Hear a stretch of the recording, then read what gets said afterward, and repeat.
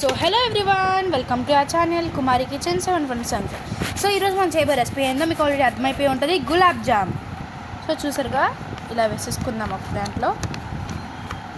So మనకి గులాబ్ జామున్ సాఫ్ట్గా రావాలంటే మనం ఈ సీక్రెట్ ఇంగ్రీడియంట్స్ వేసుకోవాలి.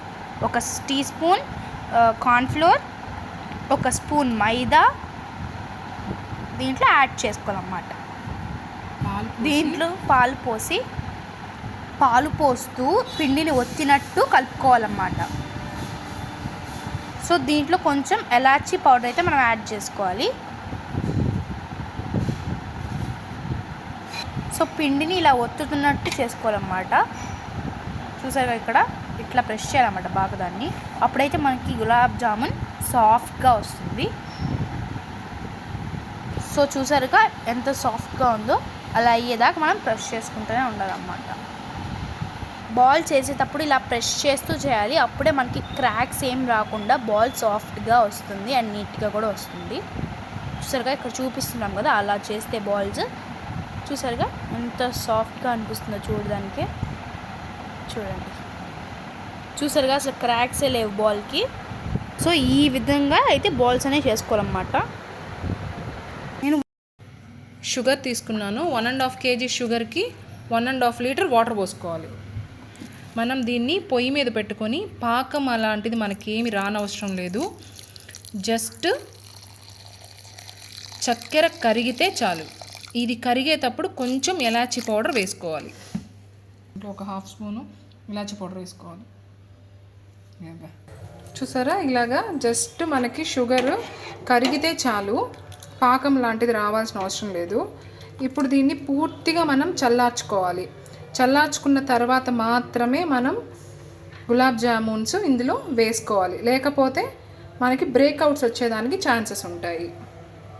కాబట్టి దీన్ని చల్లారనిద్దాము. ఈ లోపల మనం బాండీలో ఆయిల్ వేసుకొని బాగా హై ఫ్లేమ్లో పెట్టుకోవాలి. బాగా నూనె వేడెక్కిన తర్వాత మనం స్టవ్ ఆఫ్ చేసేసి అప్పుడు గులాబ్ జామున్ బాల్స్ అనేవి వేసుకోవాలి. చూసారా, బాగా నూనె కాగి పొగలొస్తున్నాయి. ఈ స్టేజ్లో మనం స్టవ్ ఆఫ్ చేసేసుకొని బాల్స్ అనేవి వేసుకోవాలి.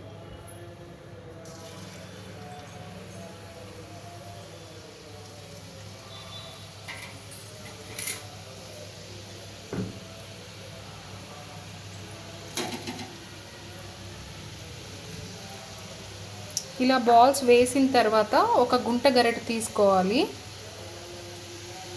ఆ గుంట గరిటెతో మనం పైనే అలా కదుపుతూ ఉన్నట్లయితే బాల్స్ అన్నీ పైకి లేస్తాయి. చూసారా, ఇలా ఒక గుంట గరిటె తీసుకొని జస్ట్ అలా మనం దీన్ని పైనే కదుపుకోవాలి. కదుపుకున్న తర్వాత ఇలా పైన ఇలా మనం కదుపుకోవాలి. చూసారా, పైకి లేసాయి బాల్స్. ఇలా పైకి లేసిన తర్వాత మనం స్టవ్ ఆన్ చేసుకోవాలి. చూసారా, బ్రేక్అవుట్స్ లేకుండా ఎంత చక్కగా మనకి గులాబ్ జామున్స్. చూసారా, మనకి సిరప్ చల్లారిపోయింది. ఇందులో మనం చేసుకున్న గులాబ్ జామున్స్ వేసుకోవాలి. చూసారా ఎంత బాగా వచ్చాయో.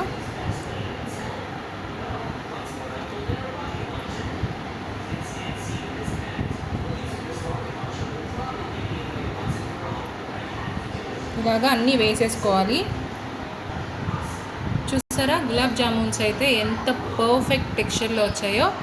ఇప్పుడు దీన్ని మనం ఒక అరగంట పాటు అలా పక్కన పెట్టేసేయాలి.